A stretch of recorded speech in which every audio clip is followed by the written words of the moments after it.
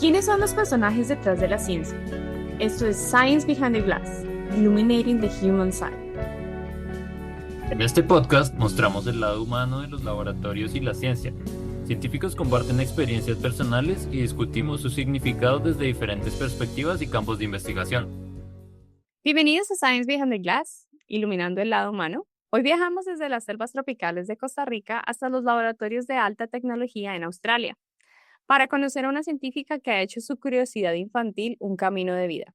Nuestra invitada, la doctora Dani Rojas Azufeipa, creció rodeada de biodiversidad, fascinada por criaturas pequeñas que muchos ni siquiera notarían: escorpiones, arañas, insectos. Lo que parecía solo un hobby infantil se convirtió en una carrera científica que hoy busca algo increíble: medicinas dentro de los venenos. Desde un escorpión tropical hasta una araña australiana, Dani ha guiado el rastro de compuestos que podrían cambiar la vida de personas con enfermedades con la epilepsia o con problemas cardíacos.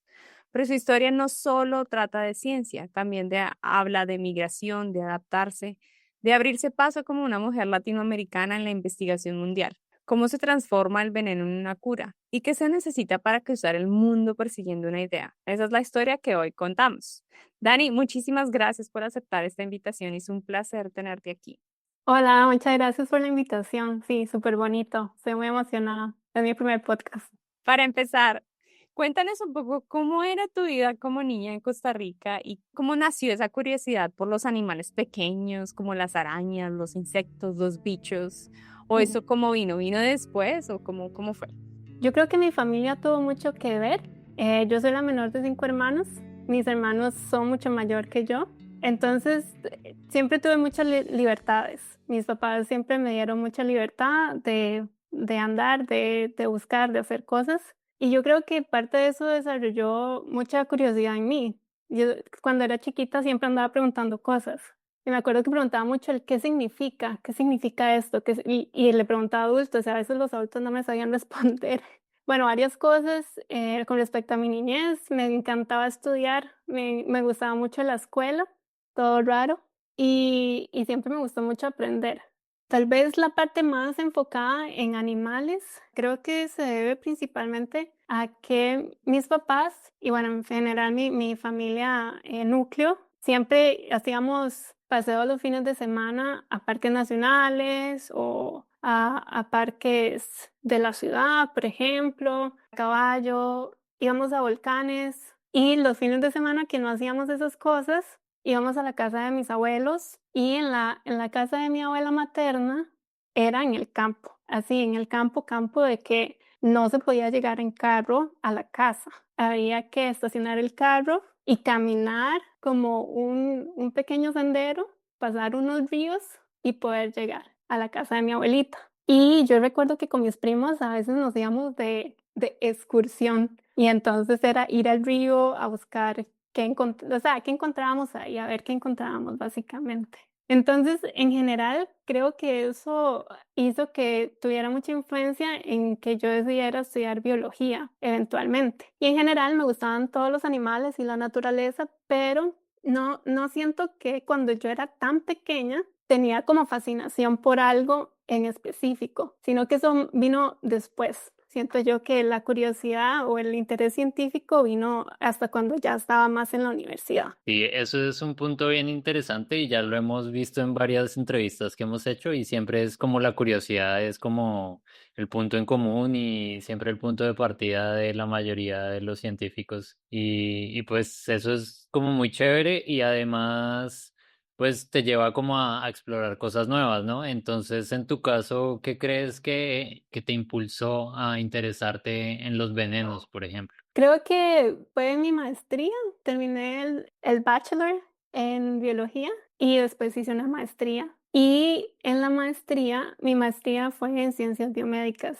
Entonces, yo cuando empecé esa maestría, la empecé porque me gustaba mucho la bioquímica, pero sentía que me hacía mucha falta la parte de la biología más pura. Entonces, por casualidad, había una oportunidad de trabajar en un proyecto en el Instituto Clodomiro Picado, que es un instituto reconocido a nivel mundial en la producción de antivenenos de serpientes. El proyecto era muy nuevo. Dijeron, hay unos venenos de escorpiones, ocupamos a alguien que quiera empezar a trabajar con ellos. Y entonces así fue como yo llegué a los venenos. Antes de eso, había trabajado con arañas. Estaba haciendo principalmente algo que se conoce como neuroetología, que era estudiar el comportamiento desde el punto de vista del sistema nervioso. Entonces, en mi pregrado, trabajé de mano con una investigadora en la Universidad de Costa Rica, en la que buscábamos entender los cambios bioquímicos en el cerebro de las arañas cuando estas arañas, unas arañas específicas, estaban siendo parasitadas por una avispa. Entonces yo disectaba los cerebros de las arañas que eran súper mini pequeños, ¿verdad? Entonces desde ahí como que empecé con las arañas y después pasé a hacer esta parte de la maestría que en realidad fue pura casualidad, pero me encantó. Desde ahí no hay marcha atrás. Qué emoción. Y no tengo que saber qué araña es. ¿Es leucauge? No, era alociclosa, Ah, ciclosas. alociclosa bifurca. Oh, qué emoción. ¿Y cómo hiciste, por ejemplo, para con el sistema nervioso de las arañas, ver cómo los cambios? Era principalmente con imagenología, o sea, usando anticuerpos para determinar cambios, la neuroquímica, pues, de neuromoduladores le llaman, neuromoduladores. ¿Encontraste diferencias cuando eran parasitadas? Sí, habían ciertas diferencias. Ahorita no recuerdo mucho, que ya eso fue hace bastantes años, pero sí, habían diferencias de algunos neuroquímicos que estaban siendo modificados. Súper, súper, súper interesante, no sabía. ¿Y nos puedes explicar en palabras súper simples para nuestros oyentes, como si le explicaras a un niño por qué trabajas con los péptidos y qué son esos péptidos y por qué son importantes en la investigación que actualmente realizas? Ahí. Ujú. Los péptidos son, como decir, proteínas pequeñitas o pedacitos de proteínas. Estos péptidos pueden modular o pueden cambiar la actividad de las células. Y específicamente, ahora en mi postdoctorado, estoy trabajando con la epilepsia. Entonces, lo que andamos buscando es que estos péptidos puedan modular la actividad de las neuronas. Sí, está Bien, increíble. súper, súper. Y esto lo haces con péptidos de veneno, ¿verdad? Sí, exactamente. Entonces, resulta que los venenos en general son muy complejos, los venenos de arañas también son muy complejos y dentro de estos venenos hay muchos de esos péptidos que las arañas utilizan en función de defensa o depredación, principalmente en la parte de predación. Entonces, la idea es buscar si alguno de esos péptidos o pequeñas proteínas que están dentro del veneno, que ya la araña, por muchos años de evolución, ha logrado tener un efecto en el sistema nervioso de sus presas, si nosotros podemos trasladar o tomar esa información para ver cómo puede afectar el sistema nervioso de las personas también. Entonces, tenemos otros proyectos que no solo están involucrados en epilepsia, sino que también están involucrados en dolor, en enfermedades cardíacas, que eso fue lo que hice en mi doctorado, epilepsia. Sí, súper interesante. Además que estos animales que estás utilizando son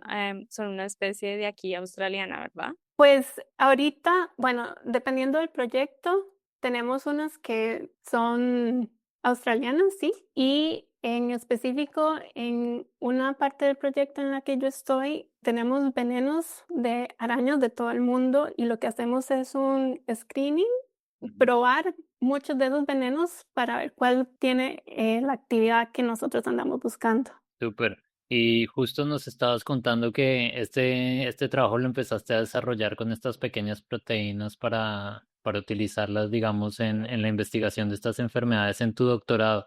¿Y qué razones te llevaron a realizar tu doctorado en Australia? ¿Cómo fue ese camino para llegar a hacer ese doctorado allá justamente en Australia? ¿Habías considerado quedarte en Costa Rica o de pronto otros doctorados en otras partes?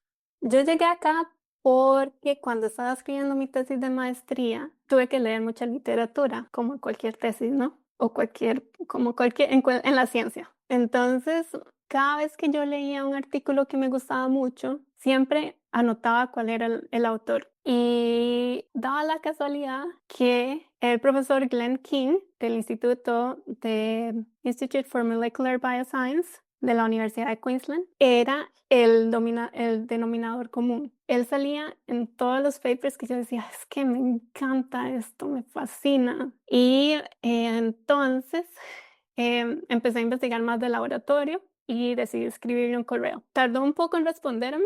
Ahí en el correo yo me presenté y yo le dije que estaba trabajando con este veneno, este escorpión, que estaba trabajando en el Instituto Clomiro Picado haciendo mi tesis. Y entonces me respondió y me dijo que sí, que él conoce el Instituto Clomiro Picado y que estaba interesado en que tuviéramos una reunión. Entonces tuvimos la reunión. Y honestamente, cuando yo decidí aplicar al doctorado, yo dije, este doctorado no es nada. Y yo solo apliqué a esta beca, a este doctorado y nada más. Yo dije, si no es en ese laboratorio, yo no voy a hacer doctorado. Y así terminé acá. Un plan súper claro, sin plan B. Sin plan B, el plan B era y no sé qué voy a hacer. Sí, pero sí tenía muy claro desde el principio que yo, si hacía el doctorado, yo me puse varios requisitos. El primero es que tiene que ser en este laboratorio. Tiene que ser en el laboratorio de venenos, que hagan lo que se le llama drug discovery, descubrimiento de drogas.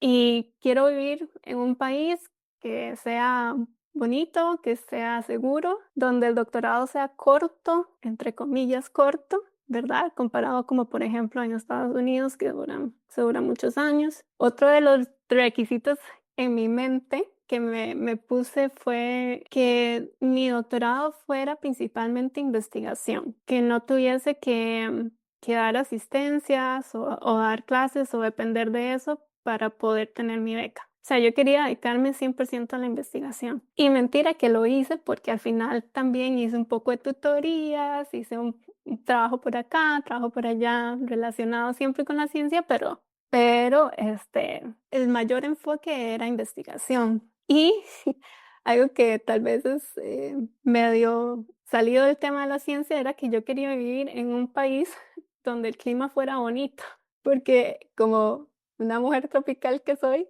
siempre extraño el calorcito y las playas. Entonces, yo creo que Queensland fue una excelente combinación de todas esas cosas. Uy, se te dio la cajita de deseos. Sí, Completica. completa. Qué afortunada. Y además, pues ya venías trabajando con lo que son, bueno, empezaste a trabajar con venenos, ¿no? ¿Y por qué te enfocaste en arañas, ¿no? Por ejemplo, se han encontrado distintas drogas o farmacéuticos, componentes activos de serpientes, por ejemplo. Y pero ¿por qué arañas? ¿Por qué específicamente ellas? ¿No son buenos candidatos los demás? No, creo que pues siempre me han parecido más interesantes los invertebrados que los vertebrados, honestamente. Siento que los invertebrados no están estudiados lo suficiente, ¿verdad? Y hay mucho más estudios y probablemente más información en vertebrados. No fue en sí por decidir cuál era el mejor veneno, sino simplemente fue porque me gustan más las arañas. Estoy totalmente de acuerdo. Un poco sesgada la muchacha. Estoy un poco sesgada Y Está bien interesante. Y nos estabas contando que la investigación se basa entonces en estas pequeñas proteínas, ¿cierto? Estos péptidos. ¿Cómo funciona el tratar de identificar estas pequeñas proteínas dentro del veneno de los animales? ¿Y han encontrado ya algún compuesto prometedor o algún péptido de estos que digan, no, este puede funcionar para esta enfermedad? ¿Cómo funciona esta parte de la investigación?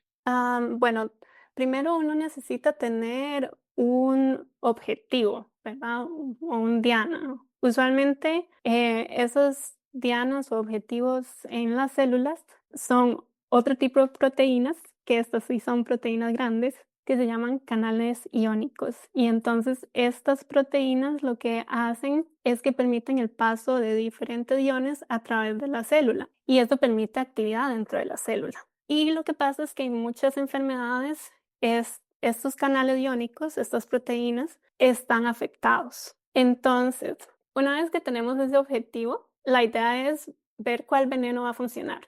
pero muchas veces necesitamos de esa materia prima del veneno. Entonces, lo que hacemos es ir al campo, buscar a las arañas, ordeñarlas, así se le llama el proceso de poder sacarles el veneno, y después de que ya tenemos ese veneno, usualmente lo secamos, muchas veces se seca, y ya hecho un polvito uno puede utilizarlo de muchas formas. Como les decía, tenemos ese objetivo, tenemos celulitas que están expresando esos canales iónicos y hacemos el screening del veneno crudo, le llamamos, o sea, el veneno en sí como viene salido del horno de la arañita. Y después hacemos diferentes ensayos. Cuando nosotros vemos que hay un resultado positivo de un veneno en específico, vamos a tomar ese veneno y lo vamos a separar en sus principales componentes. Esas son muchas técnicas de laboratorio que se pueden utilizar. Entonces uno separa el veneno en sus respectivos componentes. Y ya teniendo esos mini componentes, podemos volver a testear cuál es el que da la actividad que nosotros estábamos viendo desde el inicio cuando aplicamos el veneno. Ok, entonces asumiendo que encontramos cuál fue el ideal. Después de eso tenemos que ver o identificar cuál es el péptido. Y para eso se utilizan muchas herramientas de bioinformática, por ejemplo, y después de secuenciación también. Después de eso ya vamos a tener una secuencia porque como los péptidos son mini proteínas y las proteínas y los péptidos están conformados por aminoácidos, entonces podemos saber específicamente cuáles son los componentes de este péptido. Y después, la ventaja es que una vez que ya tenemos eso, sabemos cuál es el péptido, no tenemos que volver al veneno, sino que podemos producirlo en el laboratorio. Y eso se produce de diferentes formas también. Dos formas principales, una es haciéndolo de manera sintética en una maquinita y la otra es utilizando bacterias o levaduras u otras células, incorporándoles el gen de ese péptido. Ellas expresan el péptido, hacen el trabajo por nosotros básicamente y después nosotros lo podemos purificar. Eso implica que no tienes que colectar más arañas. Exactamente. ¿De cuál? Entonces, a menos de que uno quisiera seguir trabajando con otras partes del veneno, que nosotros le llamamos otras fracciones del veneno, entonces no se necesita. Y eso es muy importante porque ustedes se pueden imaginar que para poder testear un péptido que es súper pequeñito, se requiere mucho péptido, ¿verdad? Para todos los diferentes análisis que se quieran hacer. Y también eventualmente si ese péptido funcionara como un candidato para hacer medicina, entonces también hay que pensar que en un futuro se pueda poder producir más en cantidades mayores. Entonces todo eso es importante a la hora de testear venenos, pues. Suena súper impresionante. Mucho trabajo. Y tú mencionaste tú mencionas que tú trabajas con organoides cerebrales para probar compuestos, no estás trabajando con animales, sino que son como pequeños órganos en lugar de utilizar animalitos y los haces o humanos. ¿Nos puedes explicar un poco qué es esto? ¿Por qué es importante? A mí se me hace genial que utilices esto, pero sería chévere que me explicaras a los oyentes. Sí, ok. Relacionado a este proyecto de epilepsia, resulta que hay muchos científicos involucrados a nivel de Australia, inclusive internacionalmente. Hay investigadores, hay médicos clínicos, especialistas. Es un proyecto muy grande. Entonces, uno de nuestros colaboradores son los encargados de hacer estos organoides. ¿Qué son los organoides? Específicamente, yo los defino como mini cerebros. Básicamente, va a sonar un poco como ciencia ficción, pero esto es así. Los médicos clínicos o médicos especialistas tienen pacientes que tienen epilepsia. Estos pacientes dan muestras de sangre o pueden tomar muestras de sangre de estos pacientes y toman las células que están dentro de la sangre. Después, estas células, lo que se hace es volverlas a un estado primitivo formando células madre. Y de esas células madre se puede diferenciar en neuronas que son específicas para cada uno de los pacientes.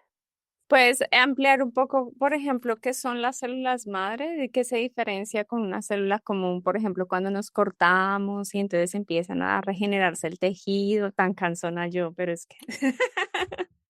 Sí, células madre básicamente son células que aún no tienen un destino celular definido, ¿ok? Entonces, dependiendo de qué se les active a estas células, unas de ellas pueden llegar a ser del corazón, otras de ellas pueden llegar a ser del cerebro, otras de ellas van a llegar a ser células de la piel, otras van a llegar a ser otro tipo de células. Entonces es como decir células basales que todavía no tienen una identificación. ¿Ok? Entonces, como ellos todavía no tienen identificación, nosotros podemos, por medio de diferentes mecanismos, decirles a ellas, un poco teleológico, pero decirles que se puedan transformar en neuronas. Si le agregamos otras cositas a esas células, se van a transformar en células del corazón, que con eso yo trabajé durante mi doctorado. Células cardíacas diferenciadas a partir de células madre. Y entonces esto nos da un montón de ventajas. La primera es que estamos trabajando con células humanas. Si muchas veces es muy difícil poder obtener células del corazón, del cerebro, de un paciente, de las personas, ¿verdad? Ocupamos muchas células, entonces poder tener acceso a estas técnicas y a este tipo de células nos permite tener modelos muy específicos.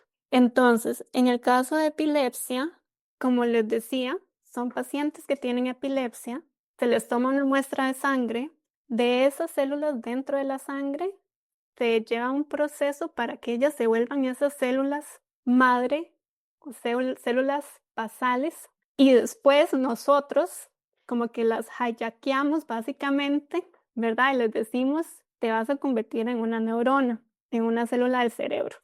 Y entonces podemos hacer eso en un grupito de células que por eso le decimos mini cerebritos, que realmente se les llaman organoides. No son un órgano en sí, sino que es como un órgano chiquitito. Pues sí, suena La, a ciencia ficción realmente.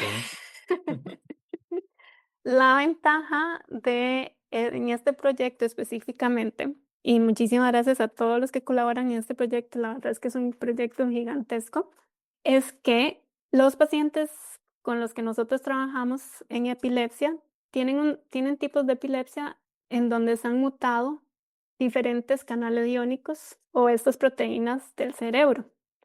Entonces, ¿qué es lo que pasa? Que como estas proteínas están teniendo un mal funcionamiento, la actividad cerebral está desregulada. Esa información de las mutaciones se queda en las células madre y se puede transferir a los minicerebros. Entonces, cuando nosotros aplicamos el veneno o los péptidos que nos parece que pueden ser muy interesantes para tratar epilepsia, podemos ver los cambios en el minicerebro específicos para esa mutación, para esos pacientes. Wow, eso es maravilloso. Es muy chévere porque evita, por ejemplo, no solamente pues el uso de animales éticamente es maravilloso pero es muy específico, es muy chévere porque y son células de pacientes que ya tienen estas condiciones. Exactamente. Para ser honesta, eventualmente sí vamos a necesitar de animales, pero se trata de buscar el mejor péptido sin usar tantos animales.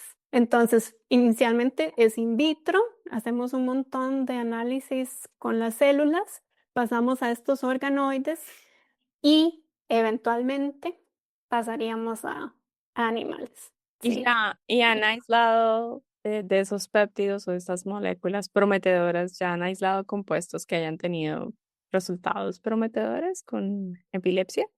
Como les decía, el proyecto de epilepsia es bastante grande. Hay un péptido, ha mostrado resultados muy positivos en estos organoides, también en modelos animales. Y esa parte del proyecto es la que va más avanzada.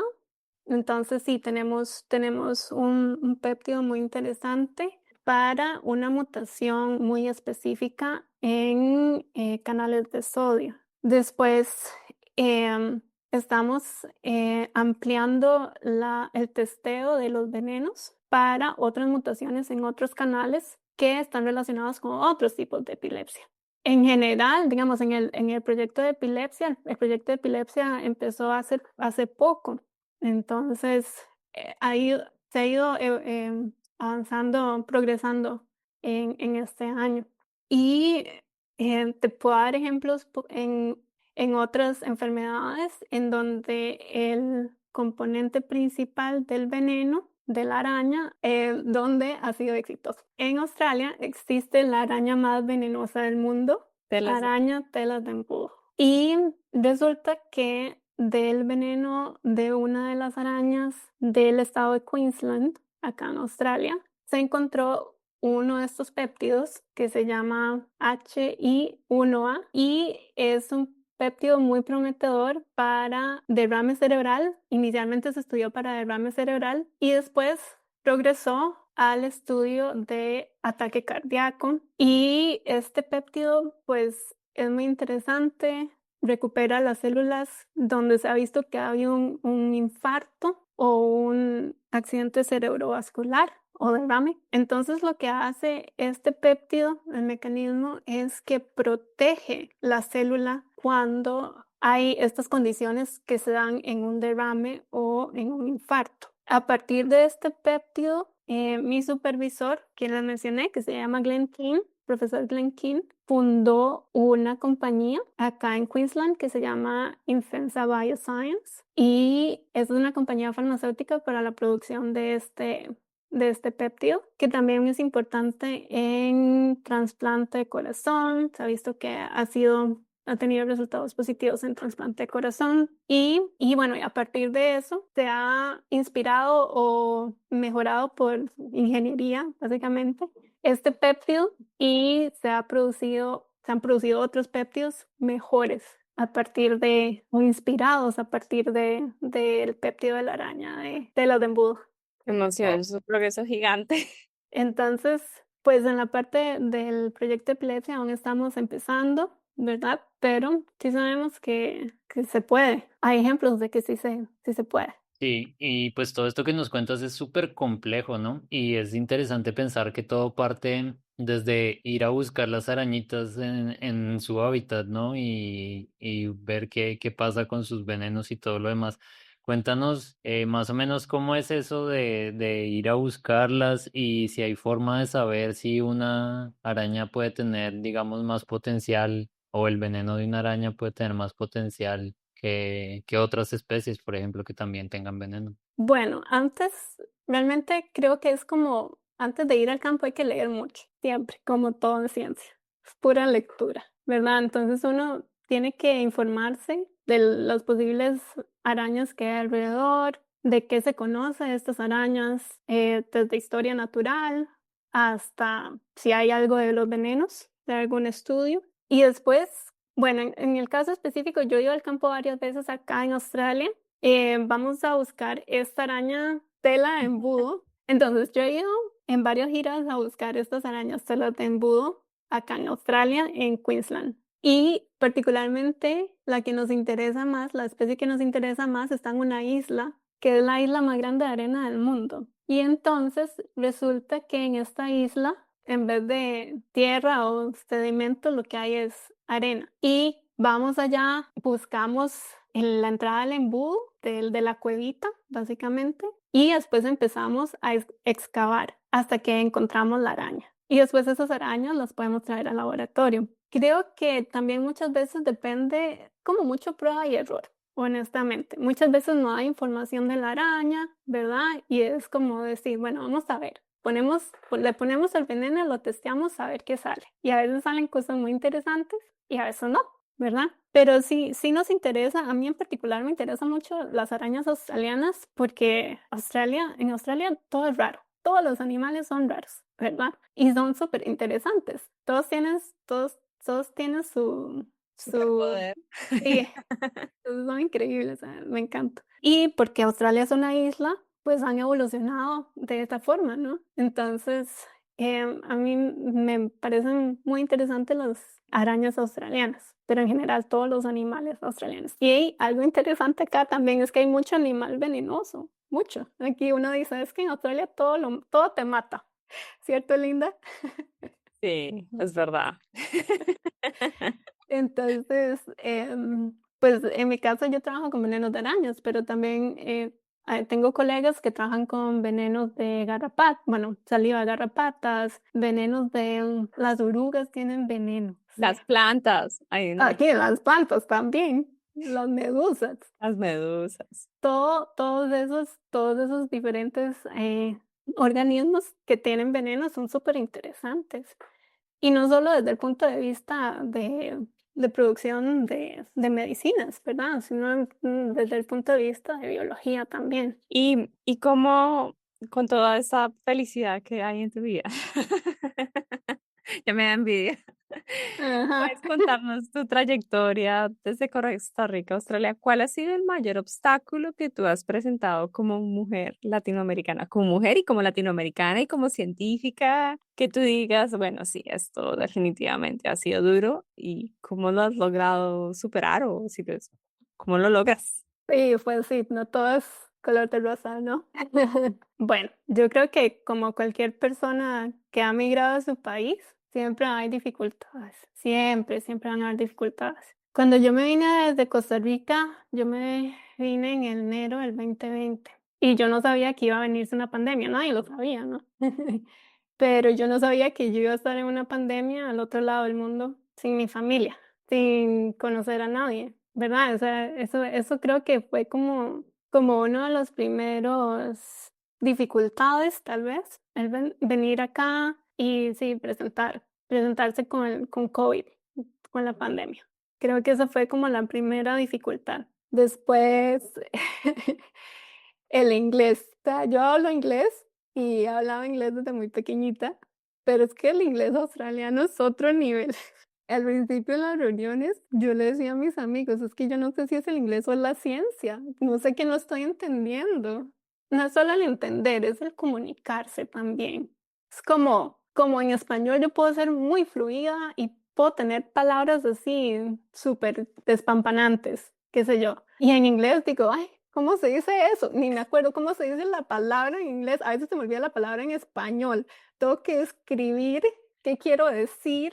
Ay, no. Entonces digo, no, no. Él Tienes que... espera todo espampanante en español, con las palabras mágicas y todo, vaya, y uno con inglés es like Mm, this. exactamente. Y yo a veces le digo a la gente, yo digo que si usted supiera lo inteligente que yo soy en español. Soy más inteligente en español. Y la gente se muere de risa. La cultura es diferente, ¿no? O sea, creo que en general los latinos tenemos muchas cosas en común. Entonces, creo que todos acá podríamos tener muchas cosas que digamos, es como, ay, sí, eso pasa en mi país o lo que sea, ¿verdad? Aquí todo es muy diferente. Todo es diferente. Muchas cosas son muy diferentes, muy bien, que me encanta como por ejemplo que puedo caminar sola, tranquila, en la madrugada, que yo sé que no hay ningún problema. Saliendo del laboratorio, a veces tenía que salir a la 1 de la mañana y me iba caminando para la casa. O sea, en diferencias culturales hay muchas. Entonces creo que como migrante, persona, eso es como en general creo que todo el mundo pasa por eso. Como mujer científica, creo que lo que y tal vez esto no es solo de Australia, pero lo que más siempre me ha impactado es que parece ser que la ciencia sigue siendo como de hombres y sin ofender, Daniel. No, no me ofende, es la Él realidad. sabe. ¿Verdad? Es verdad. La mayoría de puestos de poder, ¿verdad? La mayoría de puestos superiores siempre están representados por hombres. Mis colaboraciones casi todas eran con hombres. Y entonces, a veces yo tenía que presentar cosas en una reunión, qué sé yo, por Zoom, con colaboradores. Todos eran hombres, todos blancos, hablando inglés, nativos, australianos algunos estadounidenses, y era imposible que yo no me sintiera intimidada. Son lo más maravilloso del mundo. Ellos son súper buena gente. Mis tutores también. Mis dos tutores, mis dos supervisores durante mi doctorado y durante mi postdoctorado son hombres y son muy buenas personas y todo, son súper científicos, pero no quitaba que me sintiera intimidada. Yo decía, tengo una reunión con 6 chicos, bueno, 6 hombres, todos hablando inglés perfecto, hablando de ciencia perfecta, y entonces yo sentía que yo tenía que prepararme para esas reuniones, tomarme un tecito antes, y siempre salían bien. Ellos súper buena gente, pura vida, como decimos en Costa Rica, pero sí. Entonces, cuando yo empecé a notar eso, traté de buscar otras colaboraciones. Honestamente, encontré unas cuantas, o sea, sí, obviamente había otras mujeres en ciencia. Entonces colaboramos con otras personas. Traté de siempre tener al menos una mujer en mi comité de doctorado y eso sí lo pedí. Yo dije, yo quiero tener, aunque sea una mujer. Con respecto al inglés, pues yo creo que eso todavía lo sigo trabajando. Tengo la ventaja de que mi pareja es australiana. Entonces, pues, aunque podemos hablar en español, siempre nos comunicamos en inglés y me ayuda a corregir palabras, me ayuda a decir cosas. Entonces, creo que eso, pues, es importante, leer un montón en inglés, tratar de motivar a otras mujeres también, que sí se puede, ¿no? Claro. Yo a veces escucho que dicen como, ay, tanto porcentaje de hombres en ciencia, pero es que es curioso porque son los puestos superiores, ¿no? O sea, porque creo que sí hay muchas mujeres en ciencia, ¿verdad? Entonces cuando yo oigo esas cosas, yo digo, uy, me voy a quedar más aquí para, para demostrarles. Pero bueno, sí, involucrarme en divulgación, básicamente. Entonces, todo mi doctorado fui parte del embajador de ciencias del instituto, explicando sobre ciencia, yendo a escuelas, hablando de arañas, obvio. Puedo seguir hablando de arañas todo el día. Y no sé, es eso, como demostrarle al mundo que una Claro, persona del tercer mundo también puede, ¿no? Por claro, el mal supuesto. llamado tercer mundo. Y ya para terminar, las enfermedades que nos dices que podrían tratarse con estos compuestos, pues son enfermedades que afectan mucho la calidad de vida de los pacientes, ¿no? Son enfermedades neurológicas, cardíacas, pues. Entonces, pues son bastante, digamos que deteriorantes para los pacientes. Cuéntanos cómo crees que es el impacto para los pacientes que sufren estas enfermedades de tener pues gente investigando y desarrollando este tipo de compuestos para tratar estas enfermedades. Bueno, como les dije, es un proyecto muy grande y yo creo que algo que he aprendido acá, la interdisciplinaridad es muy importante. Entonces, pues nosotros trabajamos con un montón de investigadores a nivel de Australia, con estos médicos especialistas, pero también trabajamos, que me parece muy interesante, es con ONGs y esas ONGs relacionadas a epilepsia en Australia y en Estados Unidos, principalmente están fundados por los mismos padres de familia de los pacientes que tienen epilepsia. Entonces, uno llega a aprender un poco más, ¿no? De esta enfermedad, no solo la parte científica, sino también la parte emocional, la carga emocional, la carga física que conlleva pues, vivir con epilepsia. La epilepsia afecta a millones de personas en el mundo y no todos tienen tratamiento, no todas tienen una manera de solucionarse o de mejorar, ¿verdad? Hay unas formas que son muy graves, hay un espectro grandísimo en la epilepsia. Hay epilepsias que afectan el desarrollo infantil, se le llaman epilepsias infantiles. Usualmente cuando uno piensa en epilepsia, piensa en que el paciente va a tener una convulsión, ¿verdad? Eso es como uno de los efectos más conocidos, pero lo que no vemos es que hay detrás de esas convulsiones, que también pueden haber retrasos cognitivos en estos pacientes, ¿verdad? Hay algunos pacientes que no logran vivir una larga vida y hay mucha carga emocional. Entonces, Yo lo que esperaría es que con poder diseñar este tipo de terapias, este tipo de medicinas, podamos hacerlas de manera más eficaz. Por ejemplo, estamos trabajando con estas mutaciones que son muy específicas. Entonces estamos tratando de llegar a epilepsias que no tienen tratamiento. Y esperamos que tengan menos efectos secundarios y que en general pues le ayude con el día a día a estos pacientes. Y como les decía, no solo a ellos, ¿verdad? Sino también a la familia, que también se ven muy afectados. Muy chévere lo que haces. Es maravilloso. Toca que te des más crédito. Esas cosas muy, muy chéveres. Y en serio, muchas gracias, Dani, por compartir con nosotros todas tus experiencias, todos tus retos, todo este conocimiento en palabras muy simples. Lo hiciste maravilloso. Gracias, Sí, ay, estuvo qué muy dicha. chévere. Este episodio fue inspirado por la tela que nos conecta con nuestro mundo natural, que a pesar de los mitos y estigmas, cuando vemos más allá del miedo, nos encontramos con animales antiguos y sorprendentes que nos enseñan sobre la adaptación y resiliencia. El recorrido de Dani nos empuja a ver más allá de los mitos, de lo desconocido y del miedo, siempre guiados por la curiosidad. De las más de 53.000 especies de arañas descritas, solo 25 representan un riesgo real para las personas. Es decir, esto es menos del 0.05%, lo que convierte el miedo generalizado en un mito desproporcionado. Por otro lado, sus venenos han revelado más de 1.600 péptidos con potencial terapéutico y se estima que quedan millones por ser descubiertos, listos para aliviar el dolor, detener arritmias o proteger corazones, como el prometedor péptido HI1A extraído de la araña australiana tela de embudo. El veneno no es su único superpoder. Durante más de 380 millones de años, las arañas han sido guardianas invisibles del equilibrio. Devoran hasta 800 millones de toneladas de presas cada año, controlando plagas y reciclando nutrientes.